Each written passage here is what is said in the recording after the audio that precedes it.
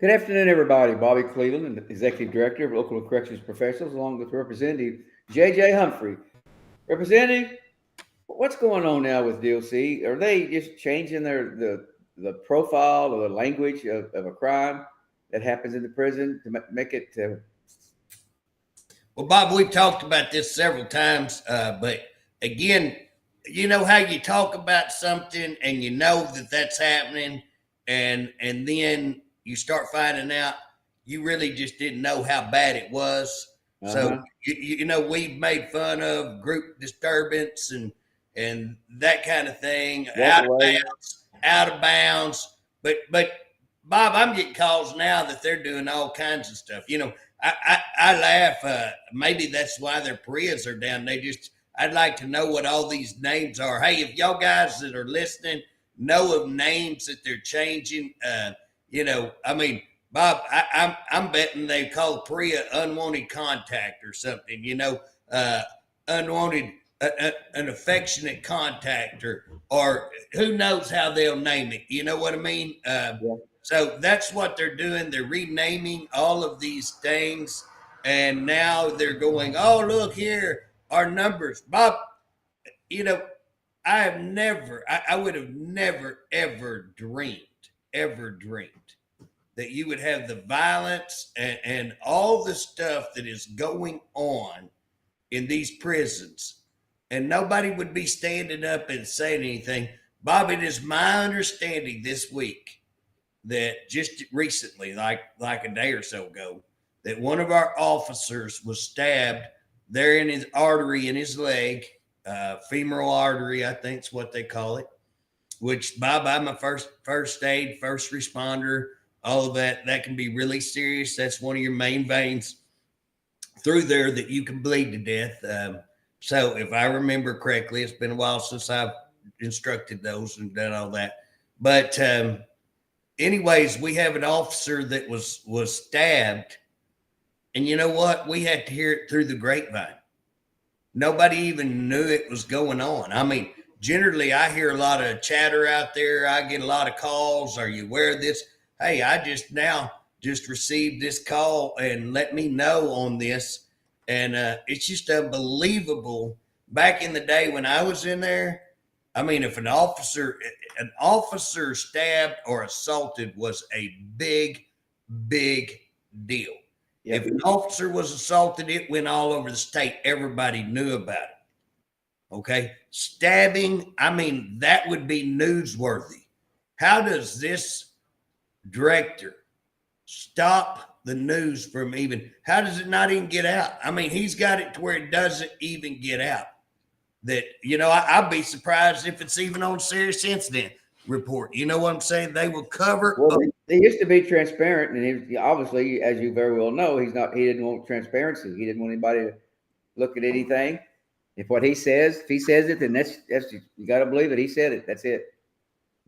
Well, Bob, when you see this kind of, and again, I really go and check all the time, and I'm hearing assaults all the time. I know that the assaults on officers are not down. I know that they're up. I know that they continue. And anytime that you see assaults on officers, you have lost control of your place. You don't have inmates. The one thing there ought to be is the respect. You do not touch an officer. You do not. And again, Bob, you hear about all these use of force, spray. Man, back when I was in there, oh my gosh, if you was to spray somebody, that was a huge deal, and you had to write up a whole report. And now it sounds like they just doused them down with spray, no big deal. Go on, just sprayed somebody, no big deal. And you don't hear about the charges, because here's the deal: if you spray somebody, that's because that they're refusing to cuff up. They're showing a use of force towards you. A pepper spray is a step of use of force. Your first use of force is your vocals. You have, hey, back up, sit down, turn around, cuff up. That's your use of force. That's your first step. Guess what? The pepper spray is in that series, but when you get to the pepper spray, they're showing a use of force back to you, or you wouldn't need to use that pepper spray. And again, this is happening all the time. You see it, you hear it, boom. But guess what? There's no charges, Well, you had that guy at OSP who was stabbed in the jaw, and the knife went clear through his jaw. Did you hear anything about that? No. And again, here's the deal. What we're being told is that they're telling them not to even report things like that, not to report feces being thrown on you. Hey, those are assaults on staff. Now, do you think any other law enforcement would come out and say, hey, y'all don't report somebody assaulting you. Just let it go. We don't want the publicity. We don't want to show that. Just y'all go ahead and take an old beating or take somebody throwing fluids on you that may have disease or whatever, and just go on and do that. It's all okay.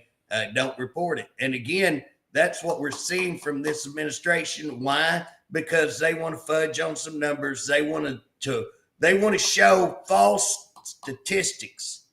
Bob, this is the biggest bunch of frauds I've ever seen in my life. I never would have dreamed it. But to take it to this level where you have an officer stabbed and we're having to get it through the back channels, you're not even hearing it. You don't hear it on the news. You don't hear anything about it. I actually got a back channel couple of reports on this. And Bob, according to the reports I got, that the administration was much more concerned about getting body cameras, the body cam, the footage, getting reports than they were even the officers' health or the officers' condition.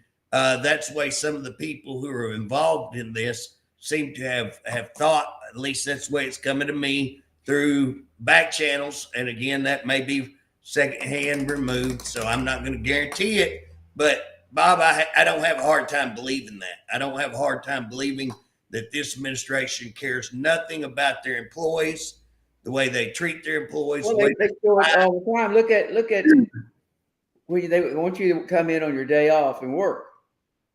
And if you don't, then they're going to write you up. And then they're threaten to fire you if you don't come in on your day off. But they don't want to pay you to stand by your phone, which they can't do. That's against the law. They can ask them to come in on their day off all day long, but they can't tell them, hey, be by your phone, be close by so we may need you to come in. That's if you are on your phone, you're either a salary employee and you make an agreement with that, or if you're an hourly wage employee, then they're going to have to pay you a wage to be on your phone and be ready to respond. Because they're not doing that. Just like JJ, also, I'm hearing, and I hear this from a number of people, so it's not just one person, that in some cases they tell you to, I forget what my thought was.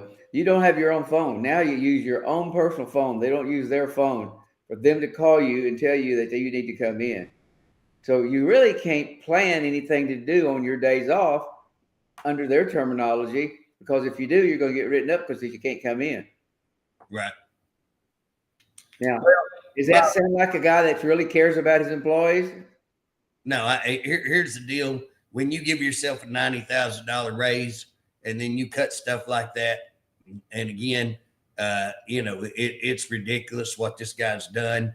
But today, you've got an officer, injured, officer, almost cost him life.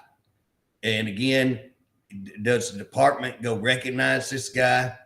Does the department come out and put it out to the public? Because again, the public needs to know what our officers, the department wants to keep everything in the dark.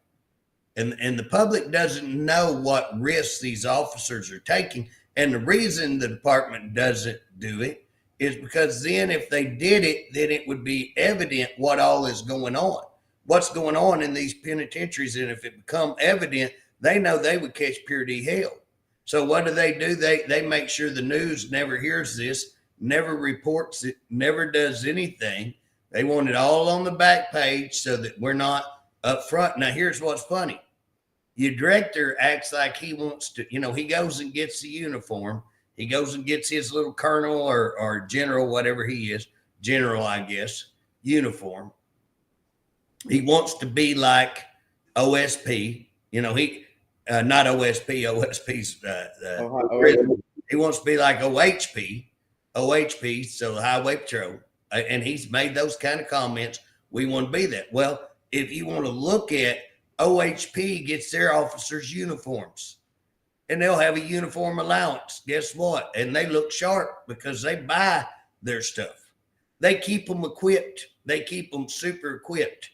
Not very long ago, they were way short. The officers were way short in the Highway Patrol. And that new director there, the commissioner, came on pretty close to the same time, I think, as Harpe. I don't know, maybe a little different. But guess what? He began a couple of things to recruit new officers, and their numbers are up. He's had some good success because he come in and did something totally radical, changed how law enforcement can switch over and become a highway patrol, lowered some of the, he didn't lower the standards, super, but what he did, he lowered, I think,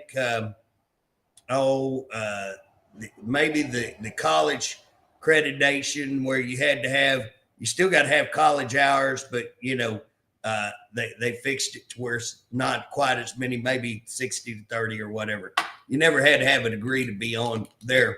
But bottom line is that was the one thing he went directly after, is to get his numbers up. Now, he's been successful. Where's Harpe been? Bob, tell me what Harpe has done to recruit new people. Yeah, I never hear anything about it until sometimes I hear about the academy, but I don't hear anything about it. Well, I hear, I don't really know what they're doing about recruiting, but what, they can do everything they want to do, but until you start treating people decently, you're going to have a hard time hiring people. That's the rumor out there. Here's the thing. They say, oh, we've retained this many people. We've retained, and I saw something the other day that said like 253 people in that year. Now, Bob, their classes are about 60 per class, and that would mean they'd have 4 classes. They generally have about 4 classes a year, I think. And that would mean that you would have 60. That'd be 240. So you'd have to have an extra 13. You know what I'm saying? So add 2, 3. So that'd be 243 if my math is right. Somewhere around 243. 63 per class, not 243. 63 per class. Now you gonna tell me that I'm gonna believe that you start out with, because most classes are 60. So you're going to start out with 63 and you're going to end up with 63 all the way. We didn't lose a single soul. And then, Bob, I am told by the officers, now I'm just going by hearsay. Right. They say half these officers show up and leave. So he's saying, oh, we got 80% retention rate. But how in the world can he have an 80% retention rate when all these officers and some of the old hands are leaving? I get calls on old hands leaving, that they're just sick of it and leaving, But how is it that he can claim 80% retention rate when in 19 you had 1736, and now they're claiming here in 2025 that we only need 1,558 or something. I'd have to go back. I don't know. I don't think they even have 1,000 people. Numbers I've seen. Bob, I think they claim they had 13. I know what they claim, but you can't. Do you believe what they claim? I don't. I'm gonna tell you something. If Harpe told me there was snow outside and there's 12 inches right outside, I'd still have to go check. I would not believe. That's the lyingest man I've ever seen in my life. I swear. Bob, and I'm a politician. Let me tell you, I worked for DOC. I worked around criminals, and I'm a politician. And I can tell you without hesitation that Stephen Harpe may be in the top 4 or 5 people that I've ever seen as biggest liars I've ever seen. And that's Well, on. does he remind you of Joe Biden? Bob, here's what I think. Maybe you should write Joe Biden and tell Joe that he forgot one person on the medal. What is that? Medal of Honor that he was given. Yeah, Hillary Clinton, George Soros, and Stephen Harpe would have fit right really well in that little group right there. I think Joe missed one. If you'll write a letter and say, Joe, you still got about 2 weeks. Sure, we'd like to see this. Yeah. I think it would be really good. But Bob, why don't you write that letter and put it out to the media? Well, we need one. I never thought about that. But let's go back to the deaths we've had.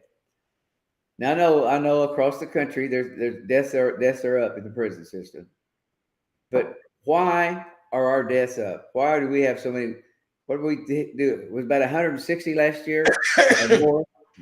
180 something, Bob. 180. All right, 180 deaths. And I can remember going back 8 years ago, there would be 5. Well, Bob, they say that they have reduced violence.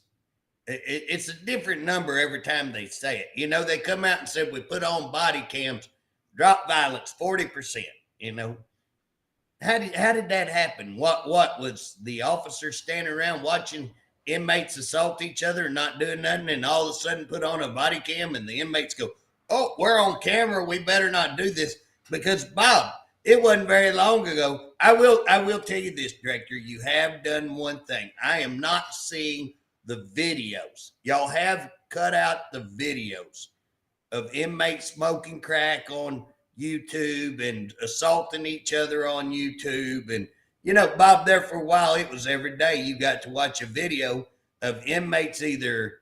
I had people send me stuff that inmates having sex on stuff and all kinds of stuff, So he's kind of cut that out. I'm not seeing the inmate videos, and I'm not getting the inmate calls. So I guess he has done a decent job stopping that. Because I can tell you why he's go on that, because he wants to contain. That's too much transparency. That's too much information getting out. So I can see why he would, do a concerted effort to stop that. And he has done that. I mean, I'll give him credit for that one. But Bob, here's the deal. Violence down 40% by putting on a body cam. Bull crap. PRIS down 60% by putting on, and look at the prisons they chose. Wow. But now he comes out, we've reduced violence by 14% or however much, 14, 20%, okay. Bob, 180 people died last year. Maybe more. That's what we could kind of keep track of. And so, it's hard to keep track of it, and it's awful hard to figure out what they died of. Did they commit suicide? Were they murdered? I know that they're not. Some who were raped. Some of the guys that were raped committed suicide after being raped, and I could see that. It's horrible, but they don't investigate it. Well, Bob, I'm sitting here just doing a little calculation. Just doing little numbers in my head. I like to play a little math. Now, Bob, my math that's why me and DOC can jive so well, because I do fuzzy math also. Director, I can do fuzzy math. I do really well on fuzzy math. Okay, so if I am correct, then we should have, if the director, according to the director, we would have had 207 deaths last year if it wasn't for him dropping that 14%. You know what I'm saying? Yeah. So I guess the director is coming out and saying, well, we had 180, but we dropped her 14%. Now, how does he reach that number? Bob, I am all in curiousness. Man, I do like statistics. Hey, Director, I want you to know I did do pretty well in business. It's actually called college algebra business statistics. I took that in college. I think I made a B or B plus. I won't swear. Wasn't the best at it, but I'm okay. Now, did you graduate from the university? Yeah, I graduated from East Central East Central. with a criminal justice, a business, and I had enough hours and I couldn't ever decide what I wanted to do, Bob. I was kind of lost there for about 2 years. And so I had a history. I took a lot of history. I like history. I just take history for the fun of it. I took a lot of business classes. I thought at one time I wanted to be an accountant, but that's too boring. And then I got into criminal justice. There's a guy named, you remember old Dick Wilkerson, Bob? Do you remember? He was a senator, but he'd been the head of the OSBI for a little while, and he was a big crime. You remember that when they had the rape on the Girl Scouts over in Tahlequah? Yeah, I remember that. He actually worked that and wrote a book on it, Who'll Cry for the Children. Anyways, I got in his class, and man, just like somebody pulled a light bulb, and that's what I decided I wanted to do. And here I am, you know what I mean? But yeah, I've got a degree, and some of that's business statistics. And here's the deal: you have to have some methodology of how you reach that number. And Bob, they give numbers like they're going out of style, but they never describe. If you ever notice that, Bob, they never tell how they reached their conclusion, how that they got a number. And just to pull 14% out of the air, we reduced violence by 14%.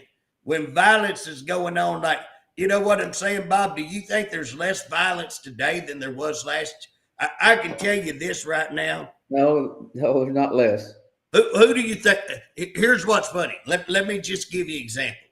I called, and I have this in writing. I called them up. I actually texted them and actually got an answer on this one.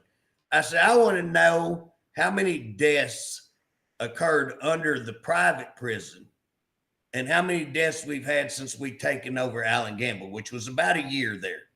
Hey, it's almost double, Bob. When we took over, it was almost double. Now, they say how bad a job the private prisons are doing. They talk trash on the private prisons.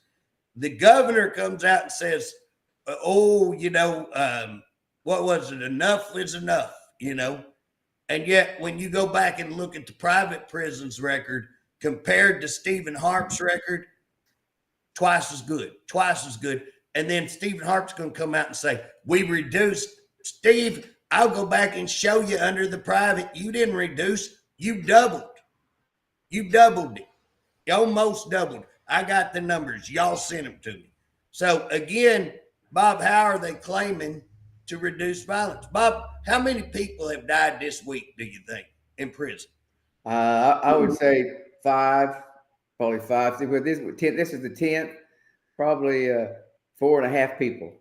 It has a midget in there. Well, Bob, sometimes, I would say your 4.5 is correct because you had a death at Lexington, you had a death at Mabel Bassett, you had a death at Enid, you had a death at Gamble. I'm not sure if you had a death. I heard OSP and Hart, but those may have been last week. I don't know. I think those were last week. Well, it's hard to keep track, Bob. I don't know. I know it's let me ask you a question. On the this is a question I'd gotten the other day, and I forgot all about it. Is there a lawsuit concerning the inmate that was held outside for 4 days at Dick Connors? There has not been a lawsuit been settled or anything else on that Dick Connors deal, is there? Not to my knowledge. I have had an attorney interested in it and wants to meet him, but we've had a difficulty getting in there to see him. So, and that's not all on the department's fault. It's some of our miscommunication. But here's the deal, Bob. You know what? Attorneys can't get in to see these people. private investigators, man, used to, if you was a private investigator, I need to see so-and-so, I've got a case involving him. You just went down there and talked to him, no problem. Guess what? Now, no, if he don't have you sign, if he don't sign on, that's total bullcrap, Bob. It's no different than the open records request. He doesn't answer on that. Oh yeah, Bob. I mean, these are a bunch of clowns. Hey, Bob, I did want to say that you were right. It wasn't a midget. You don't have to be a midget, on that. I would say the half was that stabbing that happened over at OSR. You know what I'm saying? That guy ain't dead. He was just close to dead. But they put him back in the same cell with the guy who stabbed him. So I guess they didn't think he did it good enough. They stuck him back in there and said, hey, we're going to have some training. You didn't do this right.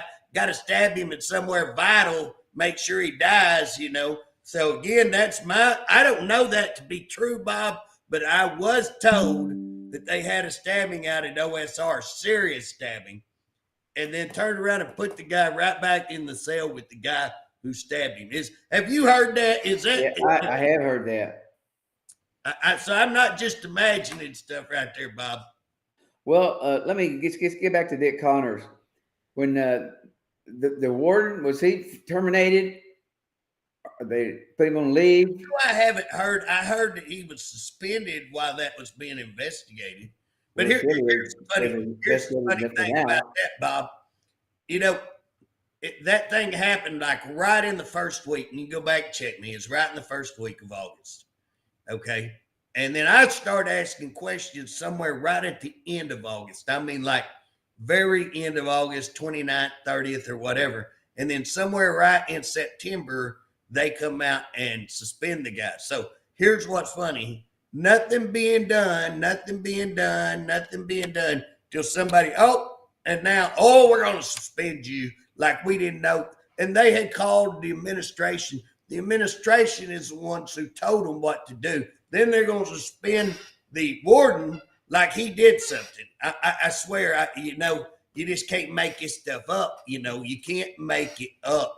Yeah, I understand that they called Oklahoma City and told them about what the guy was doing, and they said, leave him in there. Yeah, that's what my understanding was. They got approval from the higher up. Now, I ain't saying that's Harpe.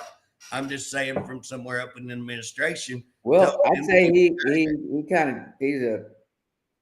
staying right on top of everything. You got to go. Everything has to go through him. Bob, I was going back through some of my emails the other day. Just right after that happened, they had a guy that I was reported at Crabtree. Hey, if anybody knows this happened at Crabtree, please let me know. So I had wrote, and I had to go back and look at all of it, but I had wrote them and said, hey, they had locked a mental health inmate in a room. They were going to transport him, was my understanding, and they forgot about him, left him in this room 3 days with no food or water and no bathroom and all kinds of stuff. So I wrote them, and they were like, well, what's the inmate's name? And I said, well, are you locking so many inmates up in a room that you don't even know their name? I was laughing. But anyways, long story short, they wrote me and said that they can't discuss a mental health. They said, you got bad information, but we can't discuss a mental health person's stuff. Well, did you ask about his mental health? I did say he was a mental health person. But here's what's funny, Bob. I never asked anything about the mental health. And then they say, you got bad information, but we can't give out information on a mental health patient. Like I was asking for something on a mental health patient. The way they wrote it made me believe I was right, and right on the they're going to say it didn't happen. Well, they're a bunch of liars. I mean, they're liars, Well, that's like they said it wasn't happening when they put those guys locked up in the showers. It didn't happen. Then it's like, well, it did happen, but we're not going to do it again. Yeah, it happened, but we were just moving them from one cell to the other and didn't leave them over 3 days. 3 days in a 2x2 cell with no bathroom. Well, I didn't ask you something about that. I've thought about this. Yeah, and in fact, they had this going on, and they were taking away the person's rights by putting him in the cell like that, because he didn't want to go back to that 8-man cell, which I don't blame him. That's a terrible deal they have on an 8-man cell. But why did they not load them guys up in a bus and put them in another prison where none of that's what happened? Well, Bob, why would they open a prison with no electricity, with no phones, with no kitchen, with nothing, with 8-man cells? I mean, who does that? Who does that? DOC does that. What director in his right mind? I mean, you talk about the most ignorant ass thing ever done in the Department of Correction. That right there was ignorant ass. And then I know that they just called a certain person and said, "There you go, it's yours, make it work." But here's what I'm saying, JJ. They say they couldn't find any rooms for these guys to go into. I think there was 8 of them in this particular case. They couldn't find anywhere to put them, so they put them in a 2x2 shower stall. Well, what they're saying, Bob, is that those guys refused to go back to the room. And I understand that, but they didn't have to take the guy and put him to Stringtown or put him somewhere else. They still put him in there and violated his civil rights. Well, let me ask you something, Bob. You would choose a 2x2 cell with no bathroom over going back in an 8-room cell with other people. What's that tell you when you will pick that cell over that? That tells you some bad juju is going on in those cells. There's rape, there's stabbings, there's killings. Again, that tells you that person is scared for their life. For them to choose that over that. But the question is, if they had proper management, they would have taken those guys and put them into another prison instead of left them in that 2x2 cell. Well, here's the deal, Bob. It's mismanagement again. Here's the thing. Anybody knows prisons, anybody that has, there's things that we don't even say that people take for granted. So let me tell you this. When I worked in there, we called it the DU. They call it the SHU, whatever you want to call it, segregated. They got all kinds of different names for it. We called it detention, but anyways, it's lockup. It's security. So, so if you're segregated, but now the reason they're using those 2x2 cells, I guarantee you, I've never had a discussion with them, but I can tell you this is common sense because the other cells are full. So they're so full that they're having to put them in these right here. Now that ought to be a little, you know what I'm saying? You don't have to have much of mind, Mr. Harpe, to know that there's something wrong when all your cells like that are full, so full that you have to have overflow. And again, the problem that he's going to have, and Director Harpe, you're going to have a problem because those cases will end up, it'll be a while, but they will end up in federal court. They've already been accepted. Now we're waiting on the state to approve that. My understanding, state has to say, okay, we'll not have these hearings. We're going to let them go on. So again, here's the thing. You get to federal court level, they're not going to play. And then you come in, and Mr. Harpe, when you got reports that say that these were done, this was being done, and you have those reports, I know it, you know it. You can say I released them illegally. You're full of crap. You're full of crap anyways. But here's the thing, Bob, in those reports that he has, it says this was done for punishment, and it lays out how they know that. Punishment and withhold food, withhold water, no bathrooms for punishment. It says that in them reports. Now, again, Director, you're going to have to answer for that. You're going to have to answer that you knew that.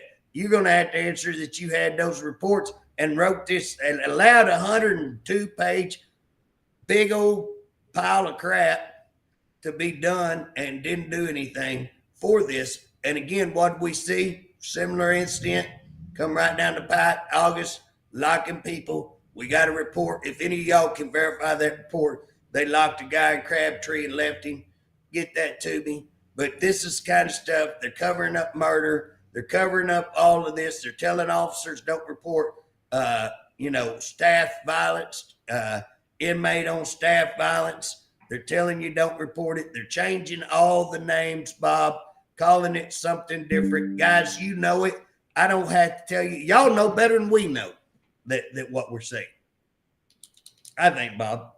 Well, we just went off the air. Are we off the air, Bob? I am. I got a blank screen. I can see me. I can see me. You're all good. So let's just go ahead and continue There like we go.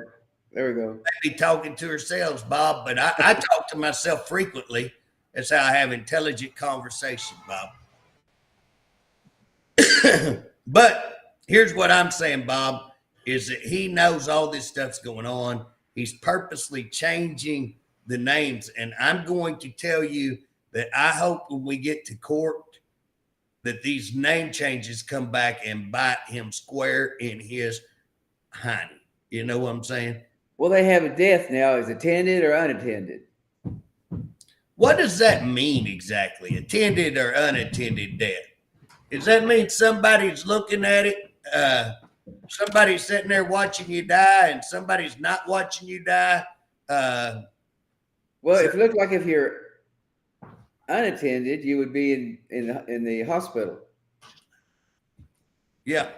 Now, if you're, I would think so. I would think unattended. Well, I don't know. I would think attended would be in a hospital.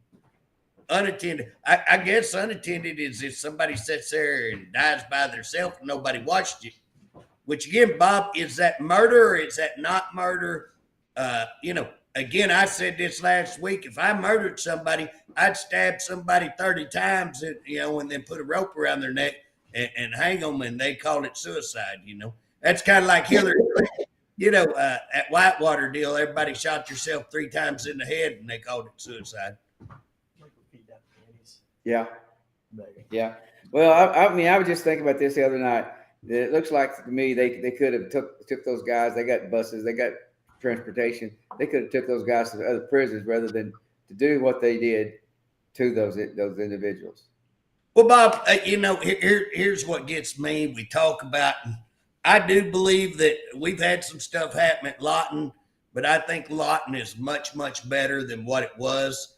We're not having half the report. No question about that. No question. There's no question. And again, there's a bunch of inmates down there, and went into a very, very difficult situation, and we've seen a positive outcome on that.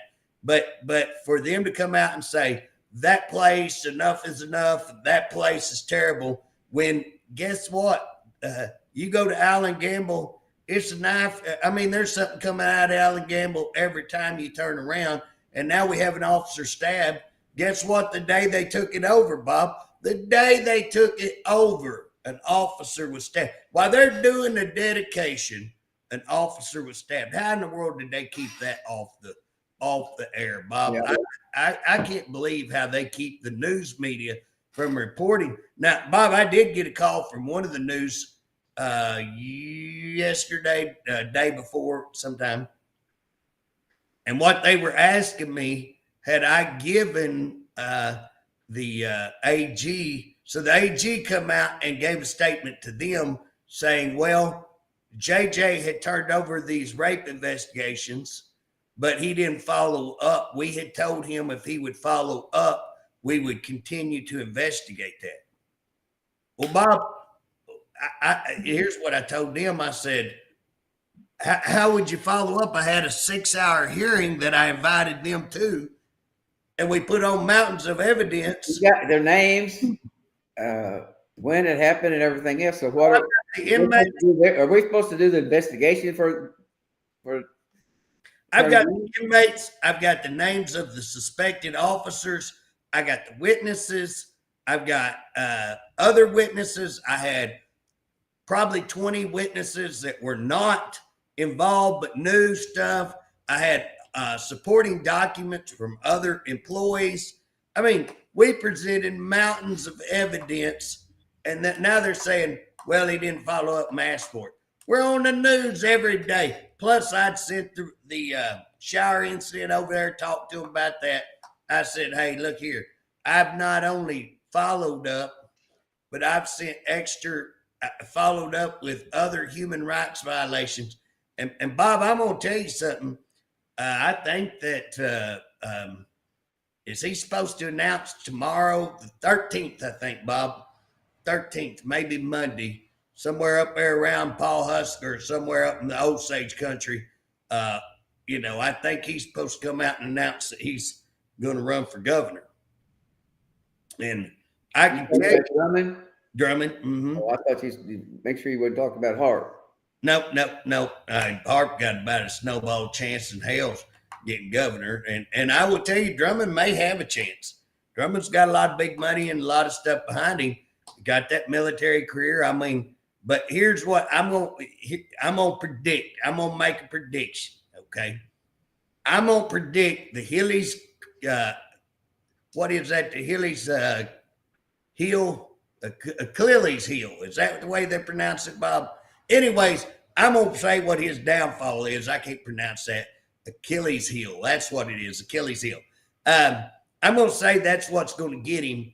Is this right here that we're talking about? He has refused to investigate all of these state employee incidents and to change state. He's gotten call after call on all this stuff, not just from me. DHS stuff. He's refused to look at DHS stuff. And again, I'm going to tell you that's going to be a downfall of his. Now, he can overcome it, but I'm going to tell you that I think that if he gets beat, that's what's going to beat him, is that he's refused to take any action against people like Stephen Harpe. And he's played little favoritisms all in that, trying to manipulate all of that. And he's not done his job like he should have. And again, I like him. He's okay. I can tell you a couple of things he has done that I really, really like. Kind of like our governor. I like our governor. I do like our governor, and say openly, I like him. But boy, the level of respect I've had for him has significantly dropped when he's talking about bringing illegals into the state and giving them driver's license and starting a task force for all that. Turn around 3 weeks later, Trump gets elected. Let's make a pod for illegals. Like we can't even take care of what's going on, Bob. And oh no, we're going to just do this. Hey, do you know that the guy that was charged where the officer took him and slammed it down? He's 71 years old. Mm-hmm. I seen that whole video of that the other day, which I had not seen. I've seen it. That guy. The guy got out of his car. They told him to get out. He got out, and he didn't threaten anybody. He didn't do anything. Next thing you know, that cop just grabs him and throws him down. Well, Bob, the cop the one I seen. The cop kept asking him for his driver's license or something. Kept asking him, give it. And he was like, why would I have to do this? Why would I have to do that? And he wasn't cooperating.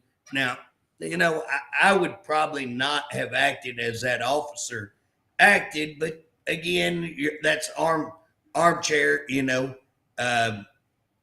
But he threw that guy down, and the guy got a head bleed, I think, busted an artery or something in his head. Well, I mean, I don't know what's wrong with put your hands behind you. We'll lock you up here if you don't give me your driver's license. Well, that officer was a pretty big officer, and I'm a little man, but I think I could have spun that guy around and handcuffed him without throwing him down on the ground, I think. Well, the point I'm getting to is that Drummond said the officer was right. And I'd never seen the whole thing before until a couple of nights ago. A guy showed me the entire thing from the time that officer went up to the car and talked to him until he threw him down. Well, I think here's where I'm at, Bob. I'm always going to try to back the officer. Yeah, I am too. I try to back the officer, but now there are times when it becomes so evident that, now I will tell you, with dealing with DLC, you remember that case we got where we had the officer that was wrestling the guy in the hall, and the whole picture was fuzzy, man, you couldn't tell. And then it cuts off when he gets about over there, cuts off. And we go we drive all the way out to Sayre. Yeah, all the way out there to Sayre, North Fork, to watch the video. And then we tell them we're coming to watch the video. Yep, come on. We drive 5 hours out there. For me, it's 5 hours. And we drive out there, me, you, and I guess it's Matt went with us probably. Yeah, Frisbee. But when we get out there, they won't even show us the video. And I was ticked off about that. But anyways, we go to court with the guy to show that they violated all the policies. The state violated, the administration violated, had him on without extra help. There's supposed to be 2 people on that unit, never have somebody outside without 2 people. He's supposed to be a fixed post. They had him working 2 posts. The person that was in there was supposed to come help him, didn't help him, walked out there, looked, and shut the door. Seen him fighting and shut the door real quick. Oh, yeah, shut the door and left him out there. I'd have fired that person right there. I would have fired them for cowardice. I guarantee you, even if I was hurt, I'd have limped out there and tried to help him. You know what I mean? Yeah. But anyways, Bob, the point I was wanting to make, we get ready to go to court because I was going to drive all the way out there to Sayre to go to court with this guy. Yeah. He calls me the day before and says, hey, they offered him a 90-day deferred. He can go back to law enforcement, which tells you they knew it was total crap. That this is it's kind of the same thing they did to Trump. The total crap. They never had a case. But what was funny, the lawyer sends me the day the day before I'm supposed to show up out there. He sends me the video, clears Bob, no snow, no nothing, clear, and the whole entire video where they made it cloudy, cut half of it off. I tell you what, it's, I'm just like laughing going, this is unreal. This is unstinking real. How that they, that right there ought to be criminal. That right there, because that is tampering with evidence. And again, what they did, they sent that lawyer a good copy, so I guess you can't get them. But to me and you, they sent a bunch of crap. And that tells you who they are. I mean, it just, wow. That's the games that they play, and they lie on all these names and all of this statistical data and how many. Bob, you remember when we were trying to get that raise and how many officers in 3 months before we got one answer? Yeah. 3 months. That answer was about, 50% off? It may be more than that. It was unreal. And then they come out, JJ's lost his mind. Went out on all TV. JJ's lost his mind. He's lying. He don't know what he's talking about. Don't believe what he says. And then, and my budget people, JJ, they say, hey, y'all just listen. Get up on higher ground. The number's going to raise. Guess what? Here it comes. Raise up. Nope. Climb a little higher. Get some higher ground because she going to raise bigger than that. And sure enough, we come in there. And instead of being 300 and something, they come in with the number 940 people, if I remember, is what they ended up saying they were short, which again was more than half, below 50%. Is that not unbelievable? I'm not over exaggerating on that, Bob. You back. I remember. Yeah, it's unbelievable. That's why I'm saying that I don't think they have 1,300 people in there right now. I wouldn't believe if they do. What every day I hear about? Oh, we only had 8 people yesterday show up. We didn't have anybody in the tower. And every day, look what's happening. The one prison there where they're forcing people to stay when their days off to stay by their phone because they may have to call them to come in, and they will call you to come in because they got 80% retention. That's why. Because they got 80% retention now. Now they only have to have you stay by your phone instead of stay. The interesting thing about that was the very same day that he put out that press release, how all of what his retention is and everything, all those percentages. And that's the very day they don't even have enough people to even, if they all showed up, they don't have enough people. Well, Bob, I'm getting calls about prisons where, hey, they may have 3 people to actually work the yard. Yeah. 3 people to work the yard. 700 inmates or something like that. You know what I'm saying? And you call every one of them say, what is all these people lying? You know what, Bob? Talked to some people out at Great Plains the other day, and they did say that they are getting close, not to full staff, but to where that they can actually, have a decent staff. Still not what it should be. But they said they had gotten to where but again, Now we're going to talk about moving that back to Sayre is what I'm hearing. Are you hearing that, Bob? Are they going to move, not move? Who knows? My understanding was they was going to leave Sayre for the illegals. Well, I'd heard the illegals were out there, but somebody was telling me that they were having contract problems with Hinton. But who knows? I mean, you don't get any transparency with this group. You can't find out anything. Tell anything about them. Like I say, if they told me, I wouldn't believe it. You know what I mean? You know, the best thing, though, I thought the most humorous thing, talking about going back and forth, is when they put out a press release that you just don't understand prisons, how it works. This is somebody who's never been into a prison, never had worked in a prison, is telling you, but you've worked in a prison. You've also been around it for how many years? 30 years or so. But she's telling you, or telling the people to tell you that, oh, JJ, he didn't know what he's talking about. He didn't know how to figure it. He didn't understand how we operate. Yeah, I got no institutional knowledge. Yeah, that's what it was. How to figure time. You know, we're talking about time on how to figure inmate time. And I don't think she'd know first thing sick them come here. And again, here I got, that's what we used to do. Probation officer, when you open a case, you had to figure their time and figure a discharge date and figure what time they've served. And if they had any credit for time served, and you had to project a discharge date.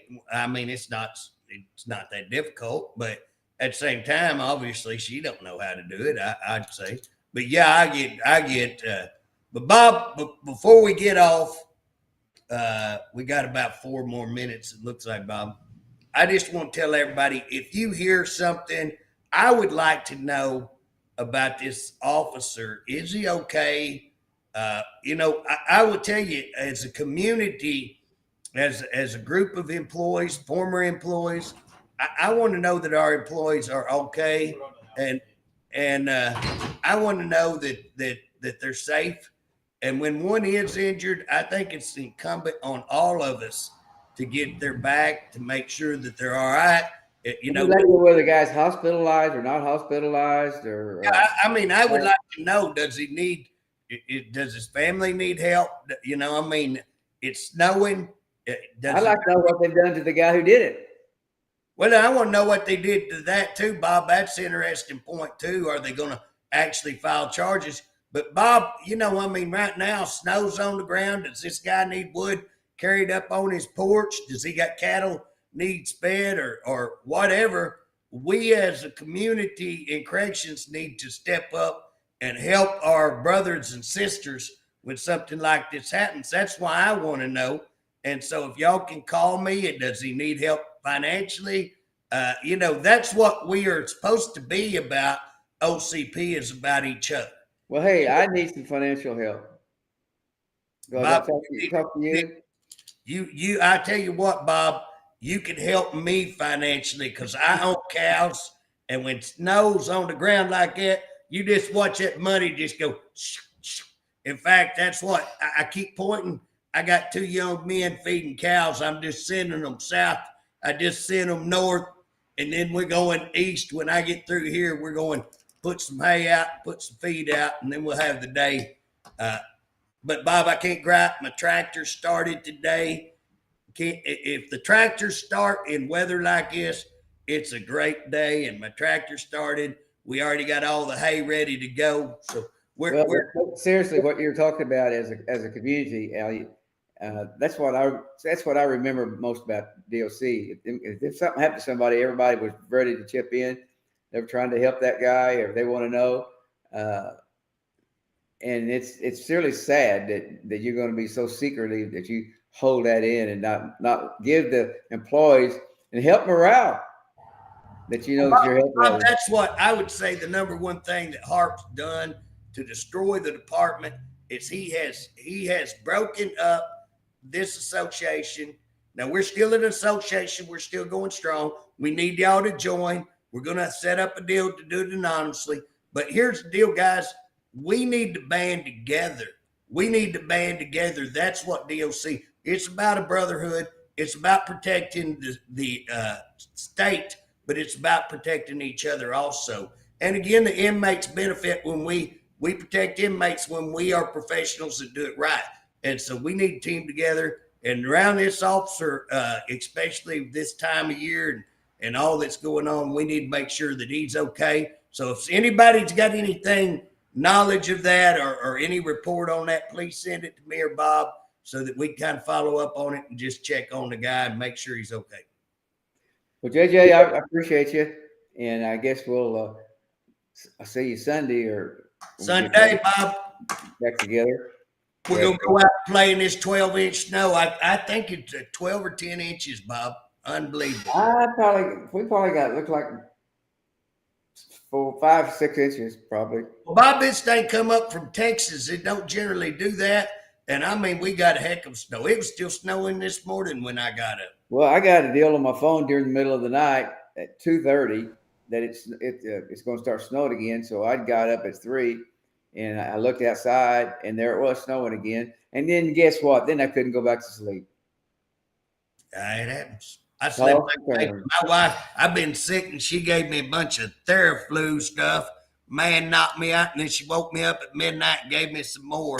I was knocked out till by 8 o'clock, whatever time I got out to you this morning. I was knocked out. Well, Bob, we got to get off here. Everybody have a blessed one. Guys, I encourage you to join OCP. We need you. We want to join together, and we can make this a great place. Well, thank you, JJ. See you guys. Bye-bye. Give us a call if you need us. Bye-bye.